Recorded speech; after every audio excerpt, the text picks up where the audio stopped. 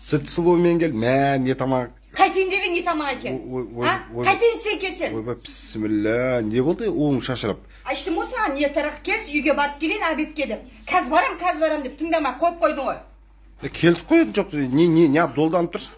Шашашы оңды адуши. Одан кейін бір. Жоқ, сен неге бармайым қазір деп айтпайсың, үйдегілерге бармайым деп айтатын едім ғой. Қазір кесін Дәулет.